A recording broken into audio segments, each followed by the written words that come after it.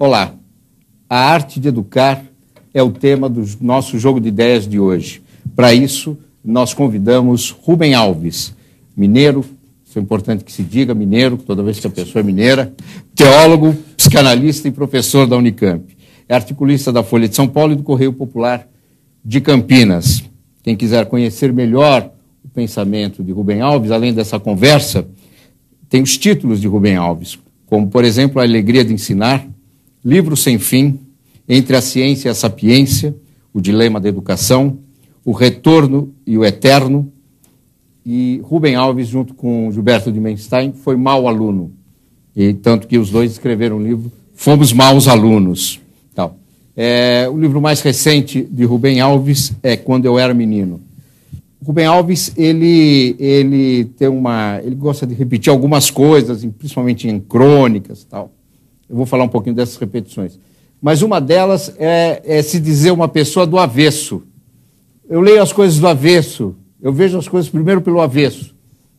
Como é que é essa técnica, Rubem? Primeiro, eu preciso dizer o seguinte, frequentemente a gente vê em automóveis, carros, um adesivo escrito assim. O avesso das coisas é sempre mais interessante, sabe? Porque é feito bordado. A gente olha de um lado e é uma coisa muito linda. Se você olhar atrás, é uma maçaroca enorme.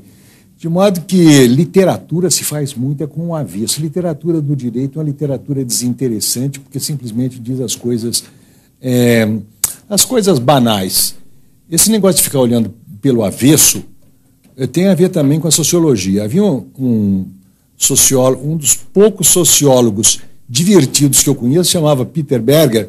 Ele diz que o sociólogo é aquela pessoa que, passando diante de uma igreja, onde tudo anuncia o sagrado e o solene, ele não resiste à tentação de botar o olho no buraco da fechadura, porque ele aposta que está acontecendo uma bacanal lá dentro. Então, vamos dizer o seguinte, que esse negócio de... Jornalista também, né? Jornalista também, né? Ver as coisas... Ver do avesso significa ver aquilo que não é dito, as coisas que não são ditas. Como é que se chega a isso? Mas como é que você tem certeza que você está vendo pelo avesso, lendo pelo avesso? Nunca se tem certeza.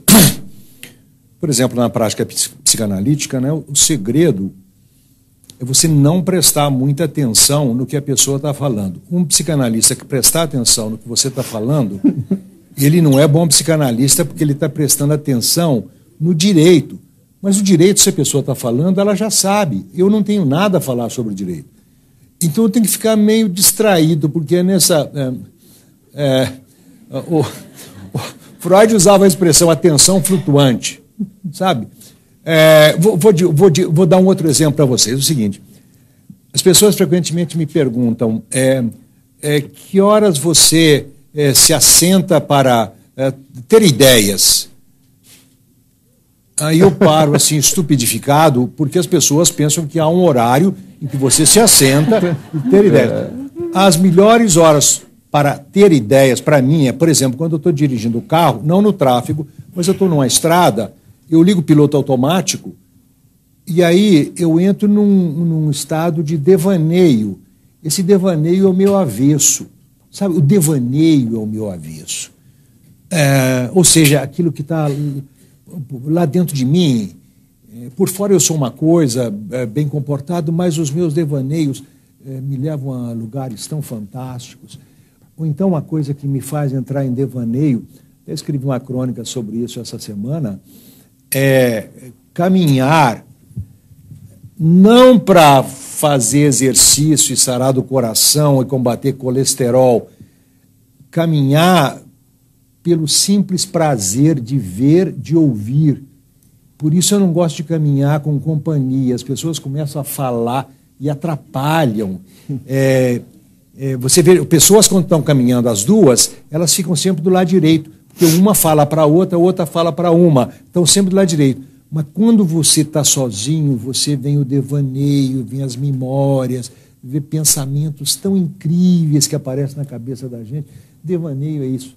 Devaneio O avesso é isso. É aquilo que está lá nas cavernas da memória. Né? Se tem uma área que produz muito discurso hoje no Brasil, uma área fundamental, é a área da educação. Né? A arte de educar é o nosso tema genérico, pelo menos dessa conversa, Rubem. Qual o avesso da educação para você? A educação que está aí posta, o que é e qual seria o seu avesso? Há uma educação... É uma pergunta muito boa que você me fez. Muito obrigado. Ele é inteligente. Há uma educação que é a educação do direito. Por exemplo, a educação para o vestibular é a educação para o direito. Ela é absolutamente irrelevante. Para o correto. A educação para o correto. E para o correto, exatamente. Aquilo é a educação... Educação para o trabalho. Para o correto, para o trabalho, para ser assimilado ao mercado de trabalho, para pensar o que todo mundo pensa. Aliás, é interessante que as pessoas não notam o sentido horrível dessa palavra formatura. Fazem aqueles convites para a formatura, mas formatura vem de forma. É quando as pessoas são tiradas da forma, e todas as formas são iguais. Formatura dos médicos, todos são iguais. Mas a educação do avesso é uma educação que presta... No caso, eu amo muitas crianças. Eu estou muito ligado agora com as crianças, perdi bastante do meu interesse em ensino universitário, e é preciso ouvir os sonhos das crianças, porque toda a aprendizagem começa com o sonho. Por exemplo, onde começa uma casa? Não é na casa de materiais de construção.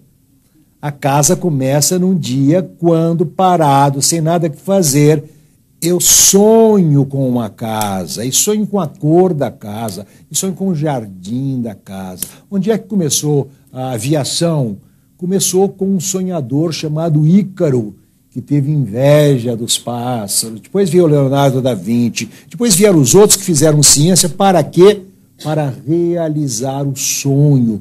Onde é que começou a Pietà do Michelangelo? Não começou no mármore. Começou num dia que o Michelangelo estava em devaneio. Eu li essa crônica que você citou sobre o caminhar e falei, olha, eu separei lá uma frase, uma provocação sua que eu acho interessante, que é a seguinte: a primeira missão do educador é mostrar os assombros.